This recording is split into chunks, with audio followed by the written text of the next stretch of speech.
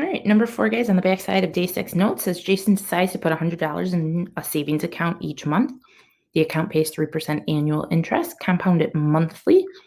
How much money will Jason have after 1 year? Okay. And so because this is $100 each month, and then it pays 3% annual interest compounded monthly. That means his second month will be more than that. His third month will be more than that, and so on and so on. And he wants to know how much he'll have after 1 year, which means he wants to add up all the money he saved each month. And so because he wants to add up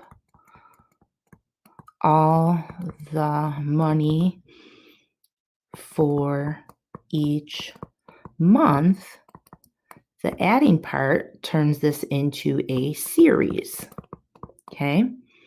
And because it's a 3%, okay, percent you multiply by, that's why this is a geometric series. Okay, so that's the background on that question. That's why you know to use that. So let's go ahead and find out our variables. So we have our sum, which we don't know. And they're really not asking us to find it. They just want to know which setup would help you find it. Our first term, which we know is 100 because that's what he's starting with. That's our first term of our sequence. Our R is our multiplier. And so we have to remember that it's not just 3% or 0.03 because this is compounded monthly. We have to think back to our formula for compounding, which if you remember is P, and in parentheses 1 plus R over N raised to the NT. All right, that's our formula for compounding. And because we're compounding monthly, that means our N here is, and which is not the same N over there, but that's N is 12. And so in parentheses here, we would end up with 1 plus our rate of 0.03 divided by 12. All right, and that's what our R is over here. So a little bit tricky. And then N is going to be 12 because there's 12 months in the year, which just so happens to be the same as this N here. Okay. However, if Jason was saving for, 2 years, then that would change our N to 24. Okay. 2 years would be 24 months. So a little bit on the tricky hand side there. And we'll go ahead and plug in now. And so we end up with S sub N equaling, or we could say S sub 12, doesn't matter. Our first term, which is 100, minus our first term of 100. In parentheses will be our rate. And if you go ahead and type in that into your calculator, you're going to end up with a decimal of 1.0025 raised to the 12th, all divided by 1 minus 1.0025, again for our R. And that's going to match choice 2. Okay, so a little bit tricky. A lot of people would probably most likely pick choice 4 on this one. And choice 4 would be our answer if it didn't say this compounded monthly part. And that's the part that made us have to go and use this formula to get our R value of 1 plus 0.03 divided by 12, which is that 1.0025 number. Okay. All right, let's take a look at number 5. Karen wants to increase your running endurance. According to experts, a gradual mileage increase of 10% per week can reduce the risk of injury. If Karen runs 8 miles in 1 week, or week 1, which expression can help her find the total number of miles she will have to run over the course of her 6-week training program? So in this question, because they're talking about the total number of miles she will have to run over the course of 6 weeks, what they want to do is they want to take what she runs in week 1, add it to what she runs in week 2, add it to what she runs in week 3, and so on. And so that's going to be a total number, which we know a total comes from adding. And because it's a percent, we know that this is a geometric series. So we'll go ahead and write down our 4 variables in our formula. We have S sub N, which is our sum, which again, they don't want us to know the sum or find the sum. They just want us to know how it's going to set up and be found.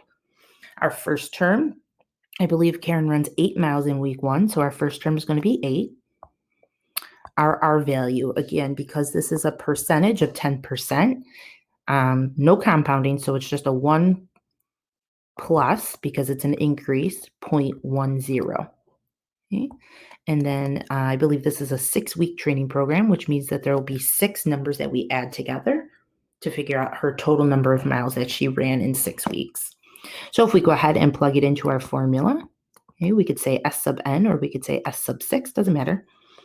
And our first term is 8 minus our first term of 8 times our R, which is 1.10 or 1.1, doesn't matter, raised to the 6th power, all divided by 1 minus 1.10. All right, so if we take a look, we could clean this up a little bit just to show you, and it doesn't matter the top so much as cleaning up the bottom. You could type in the top if you would like, but on the bottom, right here, this 1 minus 1.10, if you type that in our calculator, it's going to come out to be a negative 0.1. And so when you look at choice 4 and you look at choice 3, you're going to have to eliminate both of those. In choice 3, you have a 0.90 on the bottom, and that's not what 1 minus 1.10 is. And the same thing with choice 4. Their denominators in both choice 3 and choice 4 are incorrect. Okay? Therefore, it's got to be 1 or 2, which most people wouldn't pick. Okay? They would think that, okay, this is a geometric series, it's got to be 3 or 4, and then they would pick whichever one matches it closely. All right, but neither one, because of their denominators, is. So now we're kind of stuck with what we got over here in choice 1 and choice 2. And we know that in a sigma, okay, means summation, and we know how to plug in. Both have an input of 1 and both have a last input of 6. It's just that their formulas are a tad bit different here. Okay? And so if we go ahead and take a look, okay, if we plug in 1 into both choices, so we'll say n equals 1. And we put 8 times 1.10 raised to the 1 minus 1. That is going to give us a first term, okay, of 8. And we know that that checks because in her first week, she ran 8 miles. So I'm going to try to see what happens if we do n equals 1 in this bottom one. We have 8 times 1.10 raised to the first power. And so in this one, when n equals 1, and you type that in, it comes out to be 8.8 ... And so we know that this is not what she ran in week 1. And so choice 2 can't be correct. And we're going to go with choice 1. Okay. Also, you can see that that's that geometric formula where 8 is your first term. Your R value is 1.10 raised to the n minus 1, like the geometric formula says to. All right, let's take a look at number 6. And it says Alexa earns $33,000 in her first year of teaching and earns a 4% increase in each successive year. Write a geometric series formula for Alexa's total earnings over n years, and then use the formula to find Alexa's total earnings for her first 15 years of teaching to the nearest cent. So they told us right in the beginning that this is geometric series. So we'll write down our 4 variables that happen in the geometric series. And let's see if we can fill them in. We don't know her total earnings, so we don't know the sum. We do know that in her first year, she earns $33,000. So that's our first term. She has a 4% increase, so that's 1 plus 0.04.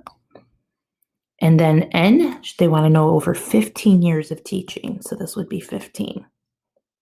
And now we can go ahead and plug them in. So we can say S sub N or S sub 15 since we're summing 15 terms. Our first term is 33,000 minus 33,000 times your R, which is 1.04 raised to the 15th power, all divided by 1 minus our R, which is 1.04. Again, just like on the front, clean up the top by typing in the entire numerator. And we should end up, the entire numerator typed in should end up with a negative 264 31.13568 divided by, if we type in the bottom, 1 minus 1.04, we're going to end up with a negative 0.04. Now that the top is clean, the bottom is clean, we can go ahead and divide them. And we will end up with 660,778.392. And because this is money and they want us to round to the nearest cent, that would be the 9, but we have to look next door at the 2 and it's not going to move it. And so we are going to go ahead and say that the sum of 15 terms, how much Alexa is going to earn in 15 years of teaching, will be $660,778.39. And so that was one of the parts that they want us to figure out. And they also wanted us to come up with the formula.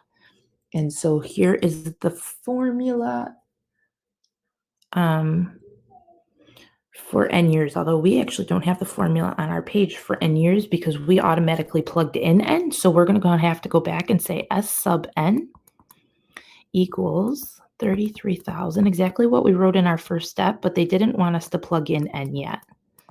So we'll go ahead and go back where n is just n and not 15. So we can box in our answer here for the formula for S sub n for n years. Okay, and there's our two answers that they asked for in question 6. All right, last question, number 7.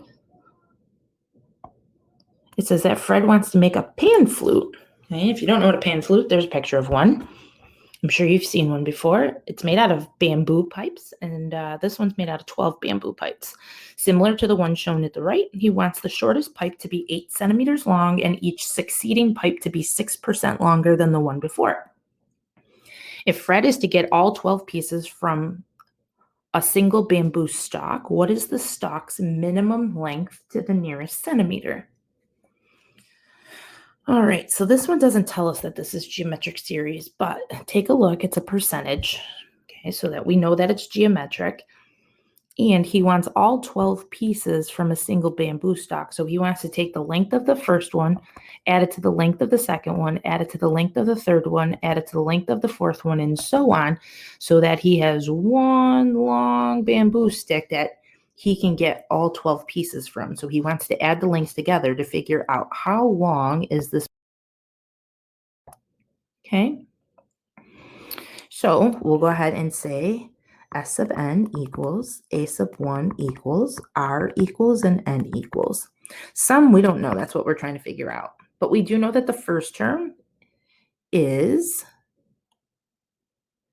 8. Since the shortest pipe has to be 8 centimeters long, that's what we're starting with. Our R, because they're going to be longer, 6% longer, would be 1 plus 0.06. And he has 12 pieces of bamboo. So there'll be 12 lengths that we add together to give us the total length of the bamboo. So now we'll go ahead and plug in, and this is going to be S sub n or S sub 12, since he's adding 12 terms together, equal to our first term, which is 8, minus our first term, which is 8. That's multiplied by 1.06 raised to the 12th power, all divided by 1 minus 1.06. Again, make sure you clean up the top by typing it in exactly how you wrote it, and you're going to end up with negative 8.09757 ... Okay, remember no rounding till the end. Type in the bottom or just do the math, and you're going to end up with negative 0.06. Now that the top is clean, the bottom's clean, you can go ahead and divide the two numbers, and you end up with 134.959 52 ... And they want us to figure out the minimum length to the nearest centimeter. So nearest centimeter would be this position here, looking next door, and the 9 is going to round it up. And so we're going to go ahead and say that the sum of our 12 pieces of bamboo need to be 135 centimeters long. If our bamboo stick is 135 centimeters long, we can get all 12 pieces of our pipe cut, and when Fred here can make his pan flute. All right, so that's the sum of a geometric series, okay? Not bad when that comes with a nice formula to use. All right, I will see you guys in the next unit.